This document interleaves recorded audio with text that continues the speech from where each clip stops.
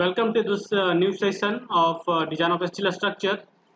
This is unit first only and lecture 2, in which we are going to study types of steels, steel section, grades, and relevant IS standards. Okay. So after this session, you will be able to understand different type of steel section, their grades, okay, and the relevant IS code you will know. Okay. So the first slide I'm going to show you. Yes, this type of steel section.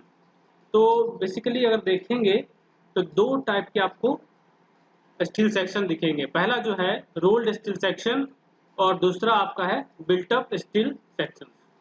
तो rolled steel section कौन से हैं जो कि कहाँ बन के आते हैं? मैन्युफैक्चरिंग प्लांट जो है, जो फैक्ट्री है, जो इंडस्ट्री है स्टील की, वहाँ से डायरेक्टली वो बन के आते हैं. ठीक है, रोल्ड होके आते हैं. रोलिंग मिल्स जो रोलिंग टेक्नोलॉजी है, वहाँ से क्या है डायरेक्टली हमारा सेक्शन तैयार होके हमें मिल जाता है. ठीक है, तो ये सब क्या चीज़ें हैं? फैक्ट्री मेड हो गया है ना. ये कंक्रीट की तरह नहीं, जो कंक्रीट को हम लोग कैसे साइड पे मिक्स करके हम लोग कंक्रीट को बनाते हैं, उस तरह की चीज़ें नहीं है यहाँ पे. यहाँ पे क्या है, जो कंट्रोल्ड कंडीशन में इसको प्लांट पे ही बनाया गया है. ठीक है, तो आप समझ सकते हैं कि इसमें इसका जो स्ट्रेंथ होगा वो कितना सही होगा. ठीक है, कितना आपने वीडियो लास्ट लेक्चर में देखा होगा, कितना इसमें प्योरिटी का ध्यान रखा जाता है, रिफाइन किया जाता है, कोई भी इम्प्योरिटीज को इसमें नहीं छोड़ा जाता है, सबको निकाल दिया जाता है. ठीक है, और बहुत ही कंट्रोल्ड वे में इसको बनाया जाता है. तो आप समझ सकते हैं कितना इसका जो स्ट्रेंथ होगा कितना अच्छा होगा. ठीक है, और जिस जिस काम के लिए, जिस पर्पज़ के लिए बनेगा उसको सेटिस्फाई करेगा. ये इसमें कोई भी वो जो नहीं होता वर्कमैनशिप का कि वो कमी रह गया. मान लीजिए जैसे हम लोग कंक्रीट में बोलते हैं कि साइड पे बनाया, कहीं पानी ज़्यादा दे दिया, कहीं बालू ज़्यादा दे दिया, कहीं जो होता है एग्रीगेट का मतलब ऊपर नीचे हो गया रेशियो, वो चीज़ नहीं है यहाँ पे. तो रोल्ड स्टील सेक्शन जो भी है वो प्लांट से बन के आते हैं. सेकंड जो हमारा बिल्टअप सेक्शन है, इसको आप कह सकते हैं ये क्या है, जो वर्कशॉप पे वहाँ पे फैब्रिकेट करके, मतलब दो प्लेट्स दो ऐड करके हम एक बना रहे हैं इस तरह से. तो बिल्टअप सेक्शन वो हुए जिसमें हम लोग more than one steel section को, रोल्ड स्टील सेक्शन को ऐड करते हैं और हम लोग लार्जर क्रॉस सेक्शन बनाते हैं, सेक्शन तैयार करते हैं. तो वो हो गया आपका बिल्टअप सेक्शन. ठीक है, तो ये बेसिक आपका दोनों तरह के सेक्शन मैंने बताए. अभी हम लोग रोल्ड स्टील सेक्शन की बात करेंगे, तो जिसमें आप देखें कि बहुत सारे शेप एंड साइज जो है इसमें अवेलेबल होते हैं. ठीक है, तो पहला जो रोल्ड सेक्शन, ये सब भी रोल्ड सेक्शन ही दिख रहा है आपको. पहला जो सेक्शन आपको दिख रहा होगा आई सेक्शन. ठीक है, तो फर्स्ट आप देख पा रहे हैं ये आई सेक्शन है. तो आई सेक्शन क्यों बोला गया है? बिकॉज ऑफ इट्स शेप जो इसका दिख रहा है उसके हिसाब से इसका नाम जो है नोमेनक्लेचर किया गया है और इसको हम लोग आई सेक्शन बोल रहे हैं. ठीक, तो इसमें जो कंपोनेंट्स हैं इसको आपको जरूर याद रखना है, समझना है. जैसे यहाँ पे जो ये बीच वाला पोर्शन आपको दिख रहा है इसको हम लोग बोल रहे हैं वेव. ठीक है, इसको एकदम ध्यान रखना है आपको. This is called wave. जो बीच का जो पोर्शन दिख रहा है दिस इज वेव, और जो यहाँ प्रोजेक्टेड दिख रहा है बाहर की तरफ दिस इज फ्लेंज. तो ये पोर्शन जो है आपका ऊपर वाला ये फ्लेंज हो गया, नीचे जो हो गया आपका ये भी फ्लेंज है. तो हालांकि ये टॉप है ये बॉटम है, तो इसको हम लोग बोल सकते हैं कि ये टॉप फ्लेंज है. ठीक है, और उसके नीचे जो हमारा है उसको हम लोग बॉटम बोल सकते हैं कि बॉटम फ्लेंज है. ठीक है, ये वाला जो आपका हो गया इसको हम लोग क्या बोल सकते हैं? This is bottom flange. ठीक है, जैसे कि अभी प्रियांशु ने और बहुत सारे लोगों ने, सब ने आपने भेजा था ग्रुप में जो काफ़ी अच्छा था, जिसमें आप लोगों ने अच्छे से लेबल किया है. ठीक है, टॉप फ्लेंज समझ गए, बॉटम फ्लेंज आप लोग समझ गए हैं. उसके बाद इसमें और भी चीज़ें क्या है जो एक दो चीज़ और लेबल करनी चाहिए आप लोगों को वेट और हाइट के अलावा, डेप्थ के अलावा. वो क्या है? इसका थिकनेस. ये जो हम बोल रहे हैं आपको जो वेव है इसका थिकनेस भी आपको यहाँ लेबल कर सकते हैं आप. ये जो थिकनेस दिख रहा है TW इसको बोल सकते हो, TW. ठीक है, इसका थिकनेस जो आप फ्लेंज देख रहे हैं इसका थिकनेस TF. क्योंकि ये सारी चीज़ें जो है आज हम लोग सीखेंगे, देखेंगे, स्टील टेबल पे देखेंगे कैसे निकलता है. तो ये सारी चीज़ें. तो this is I section. This is I section. जो रोल्ड सेक्शन है कहाँ से बन के आया? प्लांट से बन के आया है. ठीक है, मैन्युफैक्चरिंग हो के आया है. और जनरली इसको देखिएगा बीम की तरह यूज करते हैं, इसलिए हम लोग उसको बीम सेक्शन भी बोलते हैं. ठीक, उसके बाद दूसरा जो आपका है दैट इज चैनल सेक्शन, ये भी एक रोल्ड स्टील सेक्शन है। इसमें भी देखेंगे तो जो बीच का पोर्शन है इसको हम लोग वेब बोल रहे हैं, और जो भी ऊपर जो दिख रहा है ये पोर्शन और ये पोर्शन इसको हम लोग फ्लेंज बोल रहे हैं। तो this is called top flange, this is bottom flange, यहाँ भी बोल सकते हैं। और ये ओवरऑल डेप्थ हो गया, इसको एच से भी डिनोट करते हैं और डी से भी डिनोट करते हैं, आपको डी मिलेगा आगे चल के, तो डी से भी इसको डिनोट करते हैं। ठीक, चलिए, तो ये दो चीज हो गए, आई सेक्शन और चैनल सेक्शन। नेक्स्ट स्लाइड में चलते हैं हम लोग। यहाँ पे आपको दिख रहे होंगे टी सेक्शन, देख पा रहे हैं। So this is actually looks like T ना, शेप इसका टी है, इसलिए इसको टी सेक्शन बोला गया है। और इसका जो है जो भी ये पोर्शन है इसको हम लोग अगेन वेब बोलेंगे, इसका जो ऊपर का पोर्शन को हम फ्लेंज बोलेंगे। ठीक है, समझ गए। और फिलेट का क्या फिलेट क्या होता है, जो ये यहाँ पे आप चीज देखते हैं, ये जैसे मान लीजिए हम अगर दो इस तरह कॉर्नर खींच रहे हैं, और फिलेट करने का मतलब क्या होगा, अगर आप ऐसे इसको फिलेट कर रहे हैं, इसको इस तरह से कर्व करते हैं, जैसे आपने ऑटोकैड में सीखा होगा, याद है किसी को? ऑटोकैड यस में हम सर। लोग फ्लेट का जो yes sir, option use yes. करते यस थे, सर। कैसे उसको एक रेडियस लेके उसको हम लोग कर्व कर यस लेते थे, दैट इज अ फिलेट। तो इतना उसमें रेडियस जरूर रहता है। ये सब स्पेसिफिकेशन आपको गिवन रहेगा जब भी आपका ये सब सेक्शन आप लीजिएगा, खरीदिएगा। ठीक है, जो भी कंस्ट्रक्शन कंपनी यूज कर रही है वहाँ पे देखेंगे तो सारा स्पेसिफिकेशन आपको मिल जाता है। फिलेट कितना रेडियस का है, कितना हाइट है, कितना विड्थ है, कितना थिकनेस ऑफ वेब है, थिकनेस ऑफ फ्लैंज कितना है, एरिया ऑफ क्रॉस सेक्शन क्या है, तो सारी चीज़ें आपको मिल जाती हैं। अभी हम लोग स्टील टेबल पे चलेंगे, सारी चीज़ें क्लियर हो जाएंगी। उसके बाद उसके जस्ट बगल में आप देख रहे होंगे this is the square bar. ठीक है, स्क्वायर बार भी होता है। उसके बाद राउंड बार, ये तो काफ़ी हम लोग जान चुके हैं इसको। ठीक है, इस पर तो हम लोग बहुत सारे टेस्ट भी कर चुके हैं, इसलिए इसको तो अच्छे से जानते हैं। तो ये राउंड बार हो गया, जो कि हम लोग देखते हैं, जो हम लोग आरसीसी में यूज करते हैं, वो सब क्या है, राउंड बार हो गया। ठीक है, okay okay. So now angle section, ये भी एक तरह का रोल सेक्शन है, जो कि फैक्ट्री से ऐसे ही बन के आता है, इसी क्रॉस सेक्शन में बन के आता है। तो इसमें आपको दो तीन तरह के दिखेंगे। जो पहला आप देख पा रहे हैं, ये जो आपका है ये जो सेक्शन आपको देख रहे हैं, ये क्या है आपका इक्वल एंगल। अब इक्वल एंगल क्यों बोल रहे हैं, तो जो ये इसका लेग है, जो ये पोर्शन आप देख रहे हैं, ठीक है, ये जो लेग पोर्शन आप देख रहे हैं, इसको हम लोग क्या बोलते हैं, लेग बोलते हैं। ठीक है, जो ये पार्ट देख रहे हैं, और अगर नीचे जो पार्ट है इसको भी लेग बोलते हैं, दोनों को लेग बोलते हैं। तो हो सकता है कुछ में क्या होगा, दोनों लेग इक्वल होगा, राइट, दोनों जो है इक्वल होगा, और हो सकता है इक्वल नहीं भी हो। तो जहां पे भी L1 इक्वल टू L2 है, उसको हम लोग क्या बोलेंगे, इक्वल एंगल सेक्शन। ठीक है, इक्वल एंगल सेक्शन बोलेंगे। और जहां पे दोनों अलग है उसको हम लोग बोल सकते हैं अनइक्वल एंगल सेक्शन। ठीक है, जैसे कि आपको दिख रहा होगा, ये इक्वल दिख रहा है, ये अनइक्वल दिख रहा है। ठीक है, क्लियर है चीज है, राइट। उसके बाद एक और आता है बल्ब सेक्शन। इसमें देखेंगे ये जो पोर्शन है इसको हम लोग बल्ब बोलते हैं। ठीक है, तो एक लेग उसका सिंपल रहता है, जैसे इसका लेग है, और एक लेग जो रहता है उसमें इसको जो बल्ब बना रहता है इस तरह से। ठीक है, तो इसको हम लोग बल्ब बोलते हैं, इसको बल्ब एंगल बोलते हैं। अगर इस तरह का अगर सीन आपको दिखे, इसको हम लोग बोलेंगे बल्ब एंगल। ओके, तो ये बेसिकली इसका शेप जो है उस पर इसको क्लासिफाई किया गया है। अभी और भी देखेंगे, और मैं इसको दिखाऊंगा एक ऐसा है फिजिकली। देखिए, एक और सेक्शन जो आता है, ठीक है, ये जो चीज दिख रहा है, दिस इज कॉल्ड फ्लैट, और इसको हम लोग प्लेट बोलते हैं। तो फ्लैट में क्या है कि जिसका जो विड्थ है ना, वो क्या होता है, कम रहता है ना। इसका विड्थ देखिए, इसका विड्थ क्या है, आपको बहुत ज्यादा है, जो प्लेट में दिखता होगा। तो इसका विड्थ और लेंथ का कोई ये इशू नहीं है। इसमें क्या होता है, सिर्फ दो ही डायमेंशन होते हैं फ्लैट में। फ्लैट में क्या होगा, दो डायमेंशन होगा, एक तो ये होगा बी और एक होगा ये डी। ठीक है, लेंथ का इसका डेजिग्नेशन नहीं रहता है, क्योंकि ये फ्लैट है, तो लेंथ इसमें अनलिमिटेड है, जितना काटना है काटिए लगाइए, तो लेंथ इसका अनलिमिटेड है। और जो भी जो मैन्युफैक्चरिंग प्लांट है उसमें जितना जो जितने मीटर का भी होगा वो मैन्युफैक्चर होकर आता है। तो इसका लेंथ डेजिग्नेशन नहीं है, इसका सिर्फ बी एंड डी। ठीक है, इससे हम लोग इसको जानेंगे। उसके बाद ये क्या होगा, इसका डायमेंशन हमको तीनों लेना पड़ेगा। ठीक है, इसको हम लोग L into B into H तीनों आपको देखना पड़ेगा। इसके डायमेंशन देने की, इसका डेजिग्नेशन देने के लिए। तो इसको हम लोग बोलते हैं फ्लैट, ठीक है। जो ये पोर्शन है इसको हम बोलेंगे फ्लैट और इसको बोलेंगे प्लेट। दोनों स्टील का बना हुआ है, ठीक है। तो स्टील बोलिए, स्टील प्लेट या स्टील फ्लैट, ठीक है।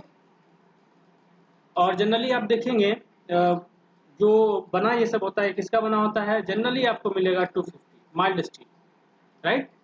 माइल्ड स्टील का ही रोल सेक्शन बहुत ज़्यादा आपको मिलेगा। और जितना भी आपको प्रैक्टिस करना है, जितना भी डिजाइन आप करने जा रहे हैं अभी इस सेमेस्टर में, इस सब्जेक्ट में, सारे जो है आप देखिएगा सब में FE 250 का यूज किया जाता है, ठीक है।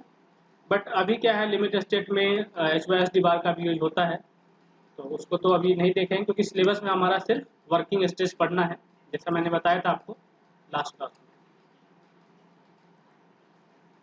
चलिए तो नेक्स्ट हम चलते हैं रोल्ड स्टील सेक्शन। ये रियली कैसे दिखता है इसलिए मैंने इस फोटो को यहाँ पे लगाया है।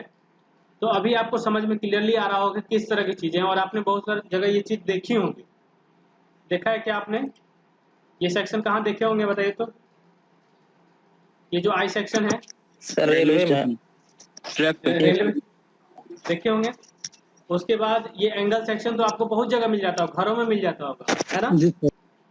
ओके, सो घरों में भी ये विंडोज, डोर और बहुत सारी जगह पे दिखेंगे आपको, और फैक्ट्रीज वगैरह में तो यही सब चीज़ों का रहता है।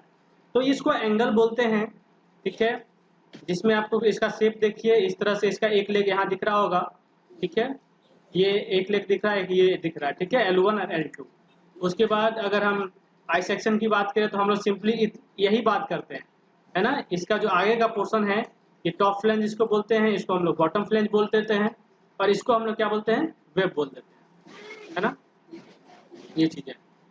तो उसके बाद इसका लेंथ का हमारा डेजिग्नेशन नहीं रहता है, सिर्फ डिजाइन इसका जो डेजिग्नेशन कैसे दिया जाएगा, बेस्ड ऑन इस क्रॉस सेक्शन, इसका हाइट से दिया जाता है। मैं बताऊंगा अभी, इसका हाइट से दिया जाता है, ठीक है। तो ये सब सेक्शन है। अब हम लोग इसको और सेक्शन देख लीजिए आप। ये रोल्ड स्टील सेक्शन, आपका जो बार्स है, सर्कुलर बार जो बोलते हैं आप लोग, वो हो गया आपका ये वाला जो पोर्शन आप देख रहे हैं, ठीक है, ये चीज। उसके बाद ये क्या सेक्शन है, चैनल सेक्शन दिख रहा है। ये आपका फ्लैंज हो गया, ये फ्लैंज हो गया, दिस इज वेब, ये चैनल सेक्शन है। और ये आपका स्टील बार हो गया। इसके बाद हम लोग क्या करते हैं, इसको कोड के हिसाब से देखते हैं कि इसका क्लासिफिकेशन कैसे किया जाता है।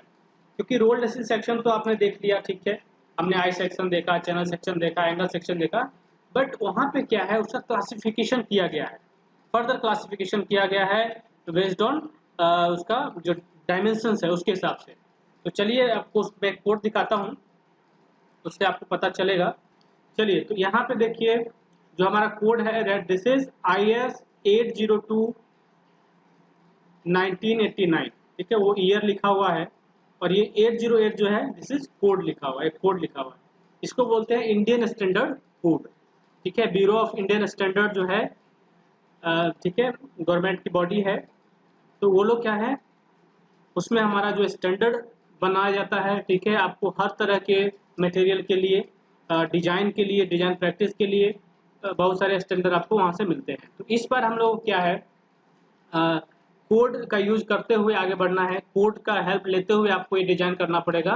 बिकॉज विदाउट दैट हेल्प हम लोग नहीं कर सकते हैं, क्योंकि सारे जो स्टैंडर्ड प्रोसीजर होते हैं, डिजाइन प्रोसीजर होते हैं, वो कहाँ से मिलते हैं हमको, कोड से मिलते हैं। सो हम जो सबसे पहले आपको कोड दिखा रहे हैं, ये कोड जो है ये इंडियन स्टैंडर्ड है for dimension for the hot rolled steel beam, column, channel and angle section, ठीक है। ये डायमेंशन इसमें आपको दिखेगा इस कोड में। इसके अलावा प्रैक्टिस के लिए कोड ऑफ प्रैक्टिस जो है उसके लिए हम लोग अलग पढ़ेंगे, जो मैंने बताया भी होगा शायद IS 800, जो IS 800 आपको इस बार डिजाइन में पढ़ना है। उसमें डिजाइन का जो स्टेप्स है वो सब दिया हुआ है, कंसिडरेशन दिया हुआ है, ओके। उसको तो हम लोग बाद में देखेंगे, बट अभी देखिए कि हमारा जो इस कोड में है क्या दिया हुआ है। तो इसमें हम लोग बेसिक जो सिंबल्स हैं वो सब बाद में देख लेंगे, ठीक है, क्या सिंबल्स है नहीं है, जब हम लोग न्यूमेरिकल करने लगेंगे। मैं बेसिकली जो बताना चाह रहा था, दैट इज द क्लासिफिकेशन। जो क्लासिफिकेशन पार्ट है आप यहाँ देखेंगे, so beam, column, channel and angle sections are classified as follow. तो जो बीम्स की बात कर रहे हैं, मीनिंग जो हमारा आई सेक्शन है, ठीक है, हम आई सेक्शन की बात कर रहे हैं। तो जो आई सेक्शन है उसका क्लासिफिकेशन जो है, बेसिक क्लासिफिकेशन आप यहाँ देखेंगे तो पहला है Indian standard junior beam, Indian standard junior beam ISJB। एकदम इसको ध्यान रखना है आपको, ये सब याद रखना है, कभी कभी फुल फॉर्म भी तो आपको ऑब्जेक्टिव में पूछा जाएगा, तो इसको ध्यान रखना है। तो पहला है आपका ISJB meaning Indian standard junior beams. दूसरा आप देखेंगे that is Indian standard light weight beams, ठीक है, ISLB। Again Indian standard medium wait beams ISMB। उसके बाद देखिए Indian standard wide flange beam, ठीक है, ISWB। तो ये क्या है आपका जो ये जो कोड है बहुत पुराना है, इसमें इसमें क्या है बहुत धीरे धीरे अपडेट होते रहते हैं और थोड़ा बहुत चेंज होते रहता है। तो आपको कुछ और भी दिखेंगे, कुछ और भी टाइप दिखेंगे जो मैंने आपको नोट्स प्रोवाइड किए उसमें देख सकते हैं आप। तो आपको बस समझना ये है कि इसका मीनिंग क्या है कि ये क्लासिफिकेशन जो हुआ है ये क्या है, कुछ नहीं, बस आपको जो आई सेक्शन है उसको अलग अलग कैटेगरीज में रखा गया है based on their dimensions, based on their chemical composition और उसका प्रॉपर्टीज के हिसाब से उसको अलग अलग किया गया है, ठीक है। तो ये चीजें हैं आई सेक्शन में आपको इस तरह की चीजें दिखेंगी। उसके बाद अगर हम कॉलम की बात करें, चैनल सेक्शन की बात करेंगे, ठीक है, उसमें भी आपको और भी चीजें दिखेंगी। इंडियन स्टैंडर्ड कॉलम सेक्शन ये आई सेक्शन ही है, ठीक है, जो कि कॉलम्स और हैवी वेट बीम में यूज किया जाता है, that is Indian standard column section, वो भी एक आई सेक्शन है। सबका शेप क्या रहेगा, आई की तरह रहेगा, आई शेप में रहेगा, बस ये है कि सबका प्रॉपर्टीज अलग अलग होगा जो भी यहाँ पे क्लासिफिकेशन हो रहा है। उसके बाद देखिए Indian standard heavy weight beam ISHB, ये भी आपको दिखेगा, ठीक है, ये नोट में आप लोग लिखे होंगे। उसके बाद देखिए चैनल सेक्शन का क्लासिफिकेशन कैसे किया गया है, Indian standard junior channel ISJC। उसके बाद देखिए Indian standard light weight channels ISLC उसको बोला गया। अगेन क्लासिफाई किया गया Indian standard medium wait channels ISMC हो गया। उसके बाद देखिए Indian standard medium wait parallel flange channel, इसको हम MCP बोल सकते हैं या ISMCP भी बोलते हैं, ठीक है, ये आपके नोट्स में भी होगा, है ना। चलिए again we have angle section. तो एंगल सेक्शन को दो पार्ट में डिवाइड किया गया है, Indian standard equal leg angles हो गया, Indian standard unequal leg angles हो गए, ठीक है। एक और आपने अभी देखा था जो कि बल्ब एंगल्स देख रहे थे, है ना, तो वो भी है। तो धीरे धीरे क्या होता है ना, ये मॉडिफाई होते जाता है, ठीक है। ये कोड बहुत पहले बना, देखे ना, अभी 1989 दिख रहा था। उसके बाद इसमें मॉडिफिकेशन होते जाते हैं और चेंजेस होते जाते हैं। जैसे मान लीजिए जो शुरू वाला था अभी वर्किंग स्टेज पे वो बना हुआ था, अब धीरे धीरे अपग्रेड होकर क्या हुआ, लिमिट स्टेट डिजाइन पे आ गया है, ठीक है, जिसमें आप लोग जो बोल रहे थे पार्शियल जो सेफ्टी फैक्टर है जो अप्लाई करना होता है वो सब चीजें हो गया, तो वो अपडेट होते होते बन गया है, ठीक है। तो अब जो डिजाइन होता है लिमिट स्टेट मेथड पे डिजाइन होता है, but in your syllabus there is only working stress method, ठीक है, तो उसी को हमको लेके चलना है। तो डिजाइन मेथड पे हमें नहीं जाना है, चलिए आगे बढ़ते हैं। तो इसमें क्या है, जो डेजिग्नेशन है वो थोड़ा समझिए। जो डेजिग्नेशन पार्ट है, यहाँ लिखा हुआ डेजिग्नेशन देख पा रहे होंगे। तो डेजिग्नेशन में क्या होता है कि कैसे लिखा रहता है ये, जैसे मान लीजिए आपको लिखा रहेगा ISMB 200 सपोज, ठीक है, मान लेते हैं ISMB 200, इसका मीनिंग क्या हुआ, इसका मीनिंग क्या हो गया, जो आपका MB है, MB का मतलब क्या हुआ, जो आप यहाँ देखे होंगे अभी, ठीक है, मीडियम वेट बीम्स, राइट। और 200 क्या है, 200 वहां पे क्या दिखा रहा है, उसका ओवरऑल डेप्थ दिखा रहा है। तो ये डेजिग्नेशन का तरीका है, मतलब कोई भी बीम जो है, कोई भी जो इंडियन स्टैंडर्ड का बीम आपको दिखेगा, आई सेक्शन का बीम दिखेगा या चैनल सेक्शन दिखेगा, जैसे मान लीजिए हमने लिख दिया ISJC 250, इसका मीनिंग क्या हो गया, क्योंकि ये क्या है इंडियन स्टैंडर्ड जूनियर चैनल है, ठीक है, और 250 मतलब उसका टोटल जो हाइट है, जो डेप्थ है वो क्या है 250 mm है, ठीक है। तो ये चीज आपको समझना है, ठीक है। कहीं भी आपको मान लीजिए क्वेश्चन में लिखा रहेगा कि NISJC सेक्शन, इसमें लिखा रहेगा आपको 250 200 300 इज देयर, ठीक है, उसके हिसाब से आपको कैलकुलेशन करने हैं।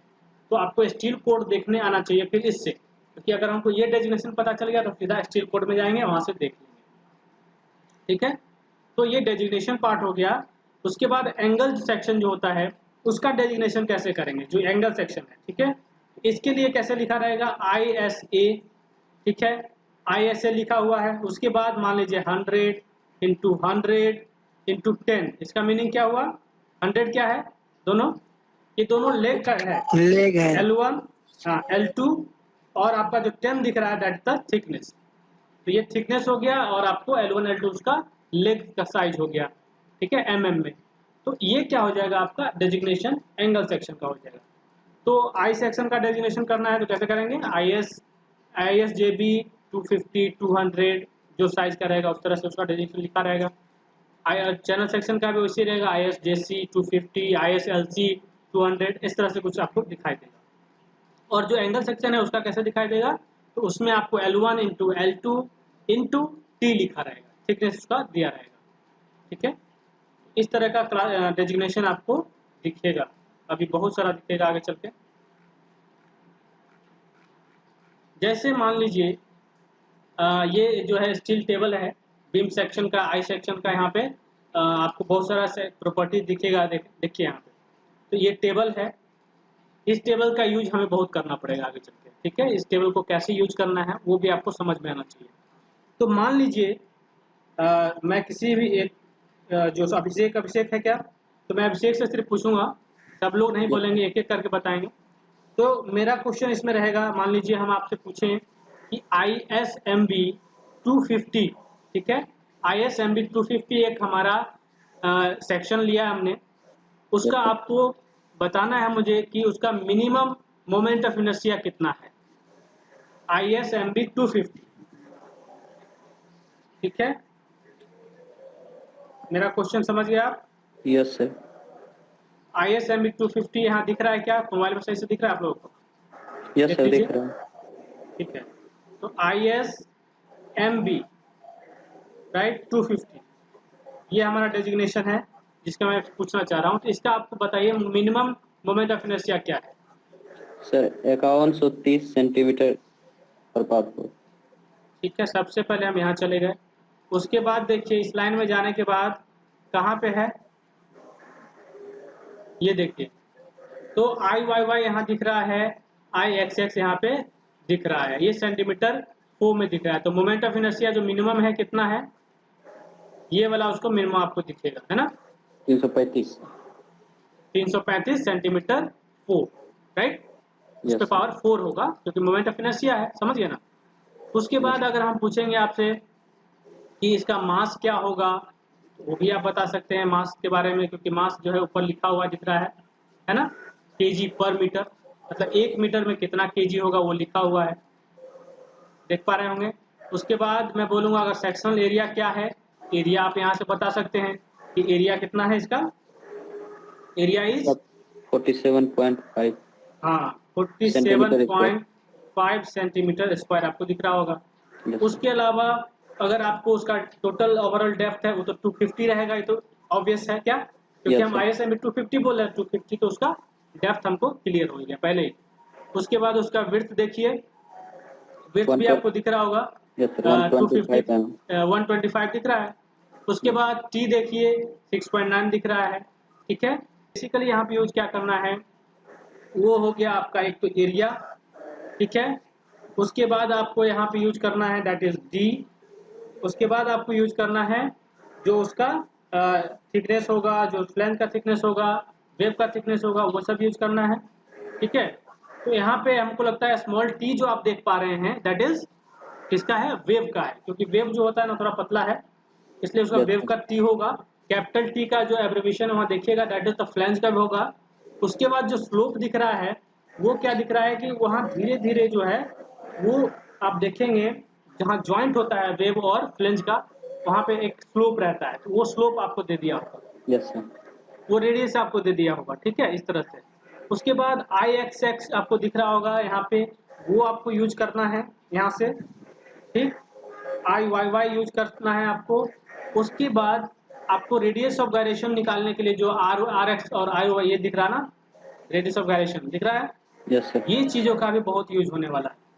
जो यहाँ सेक्शन मॉडल दिख रहा होगा ZX ZY, इसका भी हम लोग यूज करेंगे। तो ये चीज आपको देखने आना चाहिए कि कोई भी अगर हम एक बीम उठाते हैं तो उसका जो प्रॉपर्टीज है हम उसको नोट कर पाए स्टील टेबल से। तो ये देखने आना चाहिए। ये प्रैक्टिस हम नेक्स्ट सेशन में भी करेंगे, ठीक है। तो अभी के लिए इसको हम लोग छोड़ते हैं, इसको हम डिस्कशन आगे करेंगे, राइट। चलिए ठीक है। तो क्लासिफिकेशन आप लोगों को समझ में आ गया होगा, क्लासिफाई कैसे करना है। चलिए तो हम लोग का देखिए ये हमारा रोल्ड स्टील सेक्शन का टाइप था, इसको आप जरूर पढ़ लेंगे और लिख लेंगे, फिगर बना लेंगे, और जो रिलेवेंट कोड का यूज करना है एक बार नेक्स्ट सेशन जब होगा वहाँ हम फिर देखेंगे। उसमें प्रॉपर हम बताएंगे आपको सेक्शन का पूरा डेजिग्नेशन यूज करके एक एग्जांपल लेके हम लोग करेंगे। बट अभी के लिए हम लोग क्लासिफिकेशन समझ चुके हैं कि रोल्ड स्टील सेक्शन को कैसे कैसे क्लासिफाई किया गया है। रही बात बिल्टअप सेक्शन की, तो बिल्टअप सेक्शन में क्या है, उसमें कोई इस तरह क्लासिफिकेशन नहीं है। बिल्टअप सेक्शन कैसे है, नीड के हिसाब से उसको हम लोग कंस्ट्रक्ट करेंगे। मान लीजिए हम लोगों को जिस तरह का नीड होगा उस तरह का हम लोग करेंगे। जैसे मान लीजिए हमारा बिल्टअप सेक्शन एक बनाना है और हमारा जो आई सेक्शन है अवेलेबल, मैं एक ड्रॉ करके दिखा देता हूँ यहाँ पे। इस तरह का हमारे पास आई सेक्शन है और मान लीजिए इसमें हमको एक प्लेट लगाने की आवश्यकता है, तो ऊपर हम लोग प्लेट का वेल्ड कर देंगे, नीचे हम लोग प्लेट का वेल्ड कर देंगे। इस तरह से कर सकते हैं। हो सकता है एक हमको यहाँ पे लगाना, एक यहाँ पे हम लगा सकते हैं, ठीक है। यहाँ पे प्लेट फिक्स कर दिया, वेल्ड कर दिया, एक हम लोग इधर लगा सकते हैं। इस तरह सेक्शन को बढ़ा सकते हैं। तो बिल्टअप सेक्शन बहुत तरह से बनते हैं। अगर और बात करिएगा तो चार एंगल को बना के आपने बहुत देखा होगा, इस तरह का जो रेलवे वगैरह में देखते होंगे आप, इस तरह का सेक्शन। इसमें क्या होगा, ऐसे कनेक्ट करके रखता है, यस सर। इस तरह से बनाया हुआ रहता है ना।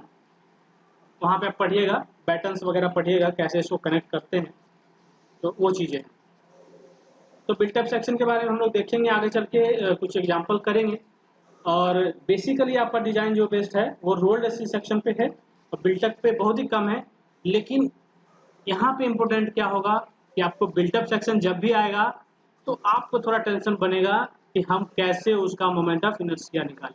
तो इस बात में आपको इस चीज़ के लिए आपको एक्सपर्ट बनना पड़ेगा, जो आपने पिछले जो सेमेस्टर में सीखा है। जो वहाँ पे हम लोग क्या करते थे, जब हम लोग मोमेंट ऑफ इनर्शिया निकालते थे बिल्टअप सेक्शन का, तो कैसे हम टेबल बना के उसको कैलकुलेट कर लेते थे। तो वो चीज़ प्रैक्टिस करिए, ठीक है। यहाँ पे आपको मोमेंट ऑफ इनर्शिया निकालने आना चाहिए, सेक्शन मॉडुलस आपको निकालने आना चाहिए, ठीक है। ये चीज़ें आप जरूर प्रैक्टिस कर लीजिएगा एक बार और। ओके, तब हम लोग आगे बढ़ते हैं और हम लोग अब ग्रेड्स की बात करते हैं, टाइप्स ऑफ स्टील की बात करते हैं और उससे रिलेटेड कुछ जो स्ट्रेंथ कैरेक्टरिस्टिक है उसकी बात करते हैं। तो हमारे पास जो अवेलेबल है, जो पहला जो टाइप ऑफ स्टील आप बोलेंगे दैट इज कार्बन स्टील, ठीक है। सो कार्बन स्टील क्या है, carbon steel is that steel which contains less than 2% of carbon, जिसमें कार्बन का परसेंटेज 2% से कम होगा, उसको हम लोग बोलेंगे कार्बन स्टील, ठीक है। तो जितना अभी आप स्टील पढ़ने जा रहे हैं, जितना भी चीज पढ़ने जा रहे हैं दैट इज कार्बन स्टील आप पढ़ने जा रहे हैं, सब में 2% से बिलो आपका कार्बन कंटेंट रहेगा, ठीक है। इससे ज्यादा यहाँ पे आपको नहीं देखने को मिलेगा, ठीक है। क्योंकि स्टील में क्या है, कार्बन परसेंट कम नहीं रहेगा, तो कम नहीं होगा, मान लीजिए ज्यादा हो जाएगा तो क्या होगा, उसका डक्टिलिटी खत्म हो जाएगा, है ना। जो कार्बन परसेंटेज से क्या फर्क पड़ता है, कार्बन कंटेंट अगर हम बढ़ाएंगे तो जो हमारा डक्टिलिटी है वो घट जाएगा, ब्रिटलनेस बढ़ जाएगा, स्ट्रेंथ बढ़ जाएगा, बट जो डक्टिलिटी प्रॉपर्टी है वो घट जाएगा, है ना। तो ये चीजें हैं। तो हमारा जो पहला आप देख रहे हैं दैट इज कार्बन स्टील, इसमें carbon content is less than 2% और जो इसका यील्ड स्ट्रेंथ है ये इस तरह से वेरी करता है, ठीक है। कार्बन स्टील का इस तरह के रेंज में आपको कहीं दिख जाएगा। तो ये यील्ड है, दिस इज कॉल्ड, क्या बोलते हैं इसको, यील्ड स्ट्रेंथ। तो यील्ड स्ट्रेंथ आप देखे होंगे कैसे निकालते थे हम लोग, आपको याद होना चाहिए, ठीक है। यील्ड स्ट्रेंथ आपको समझ में आना चाहिए। नेक्स्ट आप जो देख रहे हैं एफ यू, दिस इज क्या है, ये क्या है आपका अल्टीमेट। हाँ, ये है आपका अल्टीमेट, ये है आपका अल्टीमेट स्ट्रेंथ, ठीक है। तो अल्टीमेट स्ट्रेंथ भी हम लोग निकाले थे, याद है। अब एक एग्जांपल हमको बताइए, आपको याद हो कहीं जब टेस्ट करे थे हम लोग, एक माइल्ड स्टील का एग्जांपल हम लोग लेते हैं, Fe250। तो हमको ये बताइए कि इसका Fy क्या होगा और Fu क्या होगा। बताइए, याद है किसी को? सर सर उसका पहला वाला ही होगा। लगभग एक आदमी 250 के बोलिए। लगभग होता है। और अच्छा, FY sir resistance 250 250 ampere newton. रहेगा। Yes sir. ठीक है, देखिए, तो जो हमारा Fe250 कहने का मतलब होता क्या है, ये डेजिग्नेशन ही बताता है कि इसका यील्ड स्ट्रेंथ जो होगा 250 होगा। ठीक है, इसको इसका नाम अलग नाम है माइल्ड स्टील। Fe250 का मीनिंग क्या हुआ? दिस इज माइल्ड स्टील और and it has yield strength of 250 Newton पर mm स्क्वायर। एमपीए को ही हम लोग क्या लिखते हैं? न्यूटन पर mm स्क्वायर लिखते हैं। ये तो आपको पता ही होगा, है ना? Yes sir. उसके बाद जो एफ यू निकाले थे, आपको याद होना चाहिए, हमको लगता है ये 800 से 900 करीब निकाले थे, याद है? 800 से 900 एमपीए कुछ आया था, प्रियांशु यस सर। आया था। तो वो आया था क्या? अल्टीमेट स्ट्रेंथ आया था, जो लास्ट में जब टूट गया हमारा सैंपल टेंसाइल टेस्ट में तो पता चल गया था। तो ये आपने देखा है तो बहुत अच्छी बात है। जिन्होंने नहीं देखा है वो हवा में सोचते रह जाएंगे कि इल्ट कहाँ पे आया, अल्टीमेट कहाँ पे आया, ये दो दो क्यों लिखा हुआ है, एक ही क्यों नहीं लिखा हुआ है। तो इसका मीनिंग यही है, जो इल्ड है वो क्या है? डेजिग्नेशन है उसका। और इल्ड करने के बाद जो प्रॉपर्टी जो स्टील का है, इल्ड हो जाएगा, उसके बाद क्या होगा? डिफॉर्मेशन आने लगेगा। उसके बाद डिफॉर्मेशन आएगा मतलब प्लास्टिक स्टेज में चला जाता है। अब प्लास्टिक स्टेज के बाद धीरे धीरे strain hardening and again ultimate strength achieve हो जाता है। ठीक है, जो चीज़ आप समझते हैं, जो आपने स्ट्रेस स्ट्रेन का पढ़ा होगा, तो उसका काफ़ी इंपॉर्टेंस है, उसको हमेशा के लिए आपको याद रखना है। ठीक, तो ये हुआ कार्बन स्टील। इसमें जो भी यील्ड स्ट्रेंथ है वो 230 से 300 के बीच का रहता है और अल्टीमेट स्ट्रेंथ जो है 410 टू 450 एमपीए के बीच में रहता है। ठीक है, ये चीज़। उसके बाद सेकंड देखेंगे हाई स्ट्रेंथ कार्बन स्टील। तो ये भी कार्बन स्टील है, बट इसमें क्या है? स्ट्रेंथ बढ़ गया। ठीक है, इसमें स्ट्रेंथ बढ़ाने के लिए जो है प्रोसेसिंग जो टेक्नोलॉजी है, जो मैन्युफैक्चरिंग का तरीका है, जो जो कंट्रोल जो क्वालिटी कंट्रोल है उसको बढ़ाने पे या कुछ प्रोसेस चेंज करने पे हमारा स्टील जो है हाई स्ट्रेंथ स्टील बन सकता है। तो उस तरह की चीज़ें करी गई है, उससे डेवलप होकर हमारा अलग टाइप ऑफ हमारा स्टील प्राप्त हुआ है। तो देखिए, हाई स्ट्रेंथ कार्बन स्टील में क्या है? आपको स्ट्रेंथ जो है ज़्यादा रहता है, यील्ड स्ट्रेंथ उससे ज़्यादा होगा 350 टू 400। उसका अल्टीमेट स्ट्रेंथ देखिएगा 480 to 550 MPa. Okay, again we have medium and high strength micro alloyed steel. इसमें आप देखेंगे माइक्रो एलाउड मतलब क्या हुआ? कुछ कुछ जो का इसमें स्ट्रेंथ बढ़ाया जाता है। क्रोमियम और निकेल मिलाया जाता है सर, लगता है ये तो स्टील क्रोमियम फॉर्म। निकेल हो गया, उसके अलावा जो आपका जो ये है मैग्नीज है ना, यस। मैग्नीज हो गया, फास्फोरस हो गया, सिलिकॉन हो गया। ठीक है, ये सब चीज़ें हैं। तो ये सब को इसमें मिलाने के बाद इसका स्ट्रेंथ बढ़ाया जाता है। तो ये सब चीज़ें हैं। इसका यील्ड स्ट्रेंथ भी क्या है? 300 टू 450। अल्टीमेट है जो आपका वो 440 टू 590 एमपीए करीब रहता है। तो ये सब बस क्लासिफिकेशन है, इसको याद रखिएगा ताकि जो भी आपका ऑब्जेक्टिव क्वेश्चन अगर एग्जाम में आते हैं तो उसको कर पाए, है ना? उसके बाद देखिए high strength quenched and tempered steel हो गया। इसका जो है इसमें जो हमारा स्ट्रेंथ है काफ़ी हाई होता है, 550 टू 700 एमपीए जो यील्ड है वो है। और जो अल्टीमेट स्ट्रेंथ आप देखेंगे 700 टू 950 एमपीए। ठीक है, अगेन अनदर क्लासिफिकेशन देखिए वेदरिंग स्टील, जिसमें कोरोजन जो है, जनरली कोरोजन एक डिसएडवांटेज हो जाता है हमारे स्टील में। ठीक है, कोरोजन होना। तो कोरोजन को रेजिस्ट करने के लिए हम लोग उसमें जो यूज करते हैं। ठीक है, तो स्टील को हम लोग कोरोजन रेजिस्टेंट बनाते हैं। तो जो उस तरह का जो स्टील होगा उसको हम लोग वेदरिंग स्टील बोलेंगे। अगेन हम we have fire resistant steel. ठीक है, जो आप टीएमटी बार वगैरह सुनते होंगे, उसको क्या है? थर्मोकेमिकली ट्रीट किया जाता है और उससे आपको फायर रेजिस्टेंट स्टील मिलता है, जिसमें कि जैसे आग वग लगता है ना स्ट्रक्चर में कभी, तो फायर रेजिस्टेंट हो ताकि हमारा जो भी लॉसेस है वो कम हो जाए। तो इस तरह की चीज़ें हैं, धीरे धीरे डेवलप होते होते सब चीज़ें आई हैं। बट इनिशियली अगर बात करें, बेसिक बात करें तो कार्बन स्टील है। ठीक है, इसी का हम लोग अभी आगे जाके यूज करने वाले हैं। सारा क्वेश्चन जितना भी न्यूमेरिकल आपका है वो आपको इसी जो पहला आप देख रहे हैं इसी से रहेगा। जितना आप देखेंगे सब में आपको दिखेगा Fe250, इसका हम लोग यूज करने वाले हैं। सभी न्यूमेरिकल में आप देखेंगे पूरा क्वेश्चन पूछा जाएगा। तो 250 से हो जाएगा। ठीक, चलिए इसको नोट कर लीजिएगा। ठीक है आप लोग,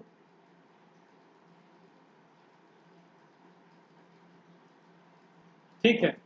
अब हमारा क्या है, जो कॉमन ग्रेड्स की बात कर रहे थे, Fe 250, इसका यील्ड स्ट्रेंथ हमारा 250 है, इसको हम लोग माइल्ड स्टील बोलते हैं और इसी का हम लोग यूज करने वाले हैं जैसा मैंने आपको बताया। उसके बाद और भी है जो यूज कर सकते हैं, Fe 410 हो गया, इसका यील्ड स्ट्रेंथ 410 है। इसी तरह से आपको अलग अलग Fe 415, Fe 500, Fe 550, तो ये सारे जो देख पा रहे हैं, this is called HYST bar, high yield strength deformed bar जो थे वो सब हम लोग पढ़ते थे। तो ये सब हाई स्ट्रेंथ स्टील बार्स हैं और इसको हम लोग रोल सेक्शन में भी यूज करते हैं। ठीक है, बट बहुत कम यूज होता है। रोल सेक्शन में भी ज़्यादातर आप देखेंगे तो आपको रोल सेक्शन इसी का मिलेगा, Fe 250 का। ठीक है, क्योंकि इसमें क्या है, Fe 250 में बहुत ज़्यादा इसमें प्लास्टिसिटी है ना। बाकी और आगे बढ़ते हैं तो आपने देखा होगा जो हाई यील्ड स्ट्रेंथ वाले जो भी स्टील हैं उसमें क्या होता है, डक्टिलिटी कम हो जाता है ना, जो प्लास्टिक रेंज है वो घट जाता है। ये जो खूबी है आपका किस में है, आपको माइल्ड स्टील में। ठीक है, ये मैंने आपको लास्ट सेशन में या सॉरी लास्ट सेमेस्टर में ही डिस्कस किया होगा। ठीक, चलिए तो इस डेजिग्नेशन को आप याद रखिएगा जो आप कर रहे हैं, Fe and 250, जब भी ऐसा लिखा है इसका मतलब हम समझ गए ये यील्ड स्ट्रेंथ लिखा हुआ है। ठीक है, और इसका मतलब क्या हुआ, ये क्या है, स्टील को डिनोट कर रहा है। ठीक है, और ये आपका यील्ड स्ट्रेंथ हो गया। ठीक है, चलिए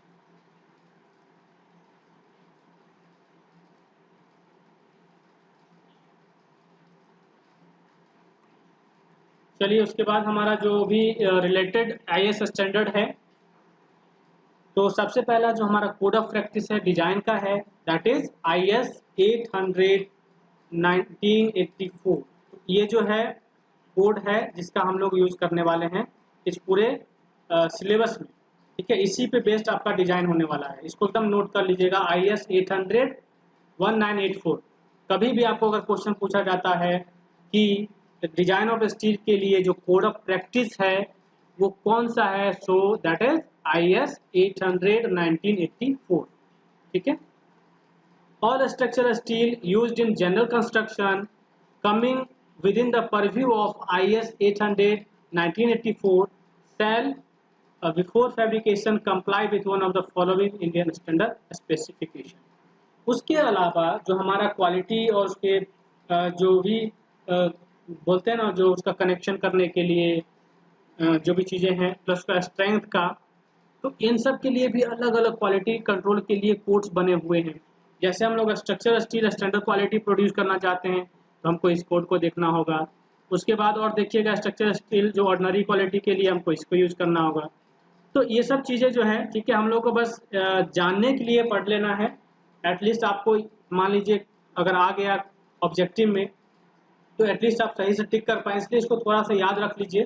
ठीक है, क्योंकि इसका कोई हम लोग यूज नहीं करने वाले हैं। ये यूज कौन कर रहे होंगे, जो भी मैन्युफैक्चरर है, जो भी स्टील मैन्युफैक्चरर हैं वो इस चीज़ को फॉलो कर रहे होंगे, इंडियन स्टैंडर्ड को फॉलो कर रहे हैं, तभी वो क्या कर रहे हैं हम लोगों को मतलब हम लोग वो मार्केट में मार्केटिंग कर पा रहे हैं, बेच पा रहे हैं, है ना।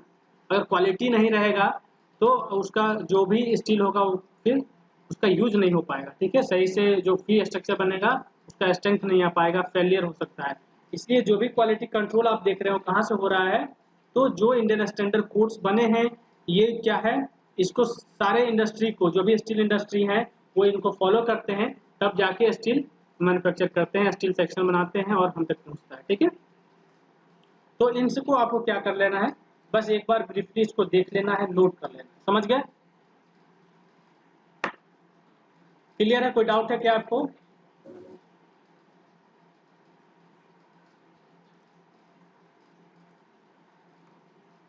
ठीक है, तो ये सेशन को हम लोग यहीं ख़त्म करेंगे और जो भी है एक लेक्चर और बचेगा आपको इस यूनिट में, क्योंकि ये सिर्फ और सिर्फ इंट्रोडक्शन है। ठीक है, ये जो यूनिट आपका पहला है सिर्फ और सिर्फ इंट्रोडक्शन है, जिसमें आप लोगों को स्टील सेक्शन के बारे में सिर्फ जानना है, उसकी क्लासिफिकेशन के बारे में जानना है, ग्रेड्स के बारे में जानना है। ठीक है, उसके बाद एडवांटेज क्या है, डिसएडवांटेज क्या है और लोड्स के बारे में पढ़ना है। ठीक है, तो जो भी एडवांटेज डिसएडवांटेज हैं, जो भी लोड्स हैं, कितने टाइप्स के होते हैं, उसके लिए कौन सा कोड है, तो इन सब के लिए हम लोग क्या करेंगे, नेक्स्ट सेशन में हम लोग देखेंगे।